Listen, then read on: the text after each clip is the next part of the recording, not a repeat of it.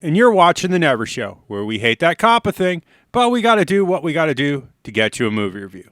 Hey, how's it going, YouTube friends? It's me, your one fuzzy boy. Never!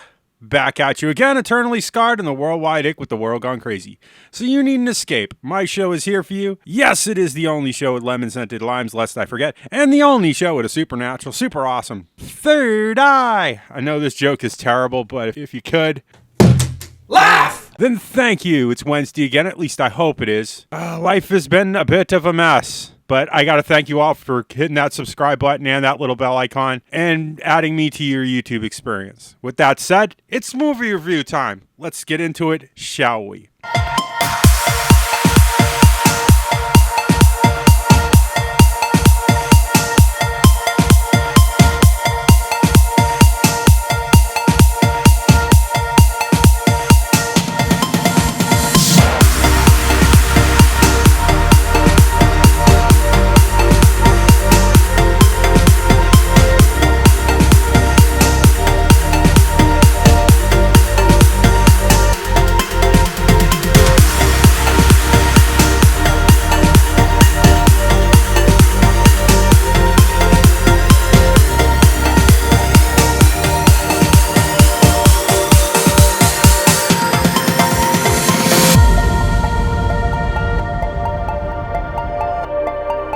And today's movie is The Batman. It is a PG-13 movie. It is 2 hours and 55 minutes. Director is Matt Reeves. He did Planet of the Apes and Cloverfield, the original Cloverfield. Loved that movie. Not so much here. Writers are Matt Reeves, Craig Peter, and based on the works of Bill Finger and Bob Kane. We got a big list of names here, so hang on for a good bit. Robert Pattinson as Bruce Wayne, the Batman. Zoe Kravitz as Selena Kyle, a.k.a. Catwoman. Jeffrey Wright as James Gordon. Paul Dano as the Riddler. John Trudeau is Carmine Falcone, and I loved him, but I felt like they put him in the wrong place. Andy Serkis is Alfred, and I feel like, such an undercast for that. Colin Farrell as the Penguin, and I loved what they did here with him as well.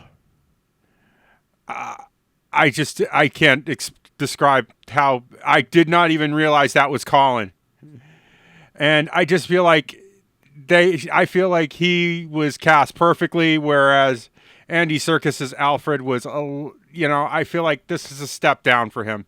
Our production companies were Warner Brothers, 6th and Idaho Productions, DC Comics, and DC Entertainment. Our distributor here in the good old United States of America, God bless America, the land that I love, was Warner Brothers. Our special effects were done by Big Flick Rentals, Gentle Giant Studios, Halon Entertainment, Industrial Light and Magic, part of the Trinity, Naviz, Scanline VFX, Territory Studios, Weta Digital, another part of the Trinity.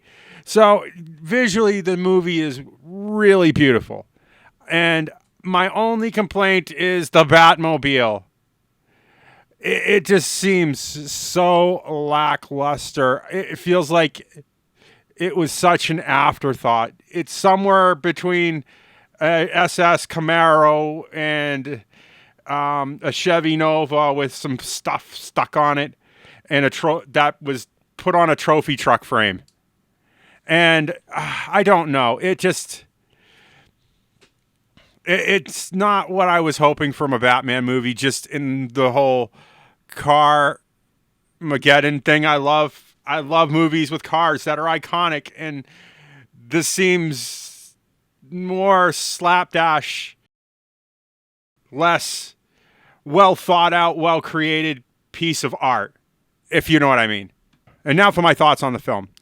I feel like this film is very long. There is a very wonderful hour and maybe 55-minute movie here that is overshot. It's hard. And the Riddler doing the murder thing just doesn't seem like his MO. Although, I have to admit, Paul Dano as the Riddler was very, very fetching, and compelled me. I want to see a Riddler movie with Paul Dano. I want to see where this rabbit hole goes down. And maybe Colin Farrell as the Penguin. I don't know. How did they come to this place and how did they get here?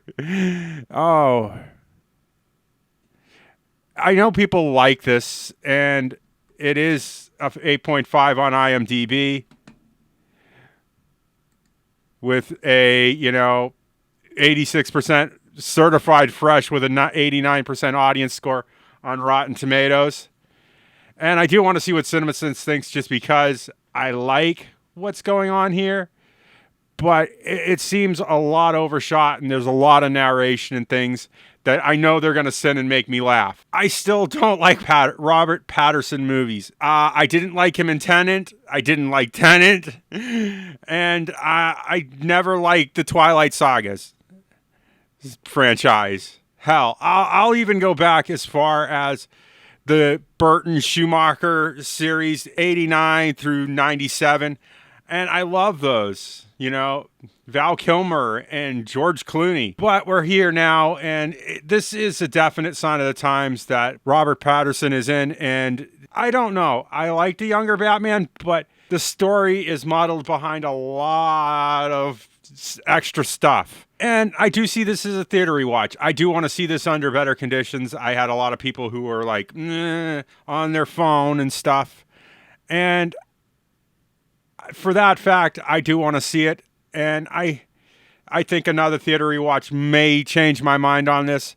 I do see this as a DVD buy. I do like Batman. I just feel like every remake, we've had so many retellings, remakes, reimaginings. I just want a Batman, fight crime, have a point, follow through, characters we recognize, costumes that make sense in the whole Batman universe.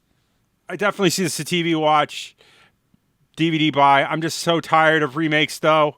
And this is going to be one of those ones that falls way down the list. And when it eventually falls into the Walmart movie dumpster, I will have, at a cut rate price. I think this is as much justice I'm going to give this film. So if you like what you see in here, make sure you hit that like button. Likes and views are how YouTube works now. It's not the way I like it. It's just the way it is. Remember, all comments are 100% guaranteed response. I'd like to know your thoughts on this film.